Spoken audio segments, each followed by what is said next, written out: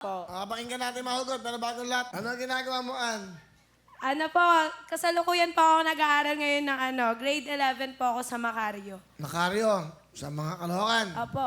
Ano Sa trabaho ang Alex po. tatay mo? Tricycle driver po. Nanay. Nag-ano po siya sa factory po ng sardines. Ano ba ibig sabihin na hugot sa'yo? Bakit may hugot ka? Ano po, para sa akin, dun po kasi namin na-express yung feelings namin bilang kabataan. Kasi parang ngayon yung mga kabataan di na nabibigyan ng, parang di na kami inahayaang makapagpayag ng sarili naming damdamin. So doon namin dinadaan. Pakilala mo sino kasama. Pinapakilala ko po sa inyo ang pinakamaangas kong nanay, si Nanay Jane! Ay, Kuya Wel! Nanay Jane, welcome po. Kamusta kayo? Mabuti po. Sige, ano po ang gusto niyo sabihin sa inyo pong anak? Anak, An-An, mag-aral ka mabuti. Ano Nandito pangalan na niya? po. An-An? Kahit mabaho yan, sige tatanggapin ko. An-An, mag-aral ka mabuti. Nandito lang kami ng papa mo. Nagagabay sa'yo. Huwag ka muna mag-boyfriend kasi nag-aaral ka pa. Magtapos ka muna ng pag-aaral. Ayun, okay.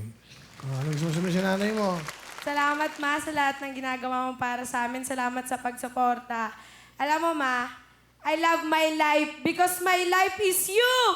Oh. Ang sweet mo.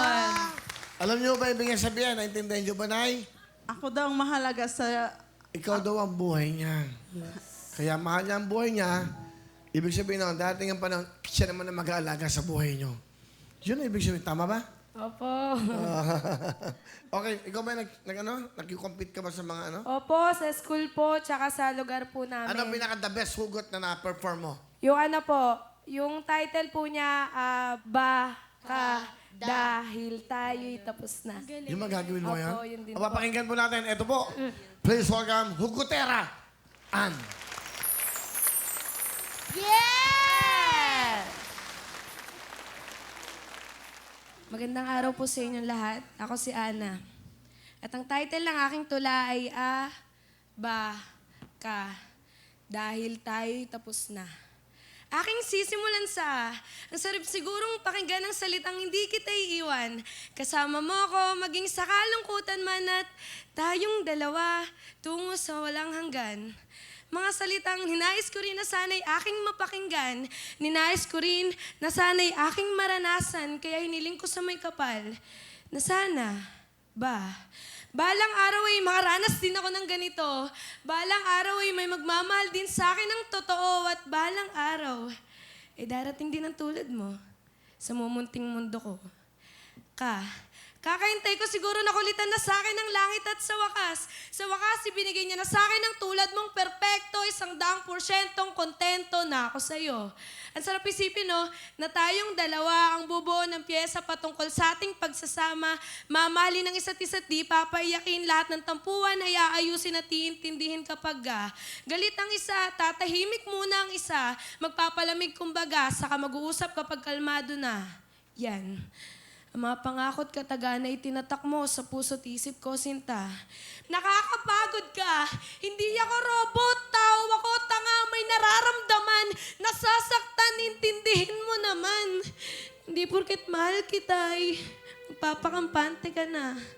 Tandaan mo, lahat ng mistulang anghel sa mundong ito ay nagiging demonyo pag naaabuso. At kung sakaling babalik ka pa, tatanungin mo sa akin kung pwede pa ba? Ang tanging isasagot ko lang ay yayakapin kita ng mahigpit habang sinasambit ang katagang, mahal pa kita. Pero tama na, dahil dahil tayo'y tapos na. Galing ah! Grabe! Yan pala yun! Ikaw gumawa nun, Ann? Grabe! May pinagagalingan.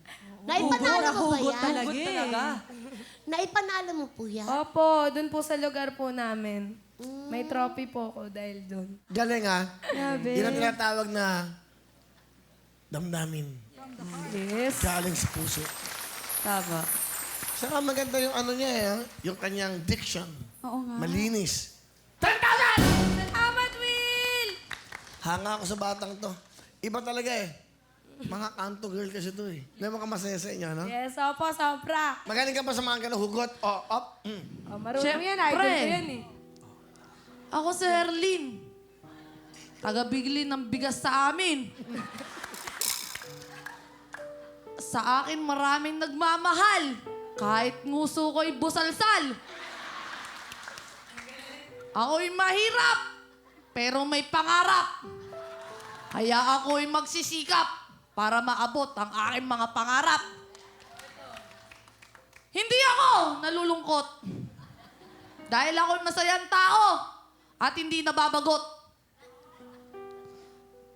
Ang sabi ko, maganda ako. Pero pag nakatilikod lang ako. Thank you. Ang galing, ha? Magaling. Galing. Kaya malalaman ko mamaya, galing, ha? Ang sabi niya, ako'y mahirap. Pero ako'y may pangarap. pangarap. Ganda Galing, nun. Oo. Thank you, ha? Galing mo, ha? Palapahan niyo po si Ana. Galing. Kahit ang batang to.